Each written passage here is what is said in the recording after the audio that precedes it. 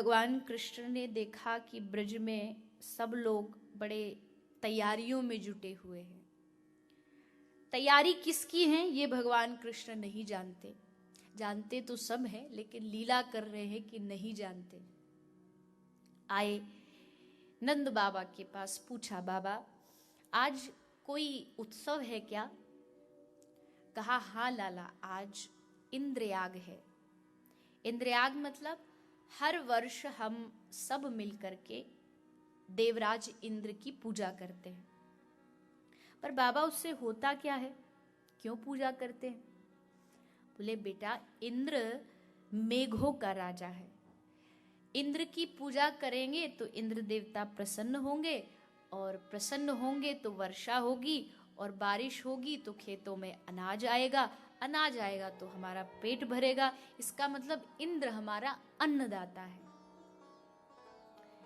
लेकिन श्री कृष्ण ने अपनी बाबा की बात को रोक के कहा, बाबा कर्म ना जायते जंतु कर्मनेव विलीयते, सुखम दुखम भयम क्षेमम कर्मनेवाभिपद्यते।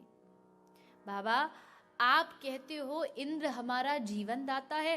बाबा मैंने तो जितना जाना है, मुझे तो इतना पता है कि इस संसार में कोई किसी का जीवन दाता नहीं है। कर्म ना जायते जंतु, इस संसार में सबके जीवन में जो कुछ है उसके कर्म है। जीवन में सुख दुख जन्म मृत्यु सब उसको उसके कर्मों के अनुसार मिली। ये इंद्र बीच में कहां से आ गया?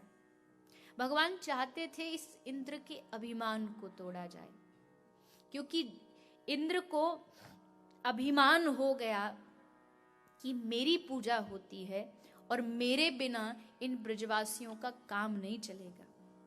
और हमेशा की तरह आपने कल भी सुना कि भगवान को जीव में सब कुछ अवगुण भगवान सहन कर सकते हैं, लेकिन अभिमान भगवान को बिल्कुल प्रिय नहीं है।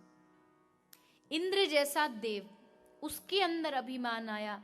भगवान ने सोचा इसका नाश किया जाए, और भगवान ने बाबा को कहा बाबा मेरी बात मानिए, अब की बार इंद्र की नहीं, आप सब गिरिराज जी की पूजा करिए। क्यों? क्योंकि भगवान नारायण का ही, नारायण भगवान हमारे इष्ट है, और नारायण भगवान का ही साक्षात स्वरूप श्री गिरिराज महाराज हैं।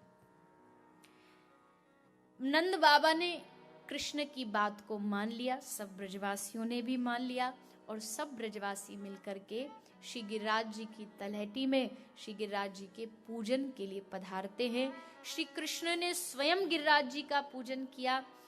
यद्यपि गिरिराज जी में और भगवान में कोई भेद नहीं है, पर फिर भी आज भगवान ने जगत को गिरिराज जी की महिमा दिखाने के लिए श्री गिरिराज गोवर्धन का पूजन किया।